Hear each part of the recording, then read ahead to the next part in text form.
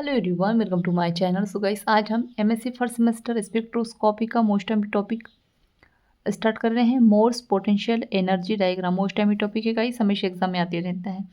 तो चलिए वीडियो को स्टार्ट करते हैं।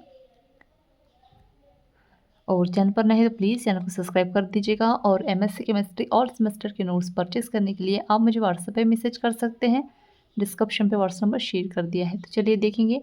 According to Hooke's diatomic molecule का मोशन SHO के समान होता है। जो मॉलिक्यूल हुक्स के लॉ को फॉलो नहीं करता उसका मोशन एनहार्मोनिक मोशन होता है। एनहार्मोनिक मोशन के एनर्जी डायग्राम को PM मोर्स ने इन्वेंट किया था। इस एनर्जी डायग्राम को ही मोर्स पोटेंशियल एनर्जी डायग्राम कहते हैं। मतलब कि इनका जो इन्होंने जो ये थ्योरी दी गई है उस वैज्ञानिक का नाम क्या था? मोर्स था। ठीक है, तो उन्हीं के नाम पर ये थ्योरी दी गई है। तथा मोर्स पोटेंशियल एनर्जी डायग्राम में ट्रांजिशन के बीच जो बॉन्ड बनता है उसे ओवरटोन कहते हैं। ठीक है, अब यहाँ पर देखिएगा, जैसे कि ये बीच में जो बन रहा है इसको हम क्या कहते हैं?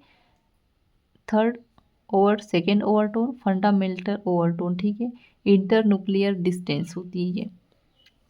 आगे देखते हैं। आगे है ट्रांजिशन V बराबर 0 से V बराबर 1 के बीच जो बॉन्ड फॉर्मेशन होता है उसे फंडामेंटल बॉन्ड कहते हैं। अब ट्रांजिशन V बराबर 1 से V बराबर 2 के बीच जो बॉन्ड फॉर्मेशन होता है उसे फर्स्ट ओवरटोन कहते हैं। मतलब इन दोनों के बीच जो बॉन्ड बनेगा उसको हम फर्स्ट ओवरटोन बॉन्ड कहेंगे। ठीक है, आया समझ में। फिर लास्ट में है कि ट्रांजिशन V बराबर 2 से V बराबर 3 के बीच बॉन्ड का फॉर्मेशन होता है उसे सेकेंड ओवरटोन बॉन्ड कहेंगे। फिर जो 3 से जो 4 के बीच में होगा उसको हम थर्ड ओवरटोन कहेंगे। ठीक है, इस तरह से ये होते रहेंगे जो बीच बीच में होगा उसको। आया समझ में।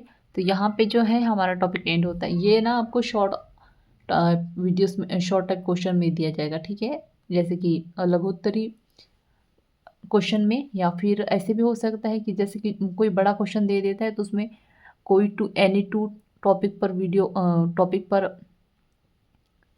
नोट्स लिखिए। ठीक है, इस तरह से भी आता है। जैसे लॉन्ग आंसर टाइप क्वेश्चन में कहेगा दो तीन टॉपिक दे देते हैं और उसमें से 3-4 टॉपिक दे देते हैं या 3 दे देते हैं ज़्यादा से ज़्यादा। तो 3 में से आपको 2 के बारे में यहाँ पर लिखना होता है कि नोट्स लिखना होता है। ठीक है, तो उसमें भी ये दे सकता है। Thank you.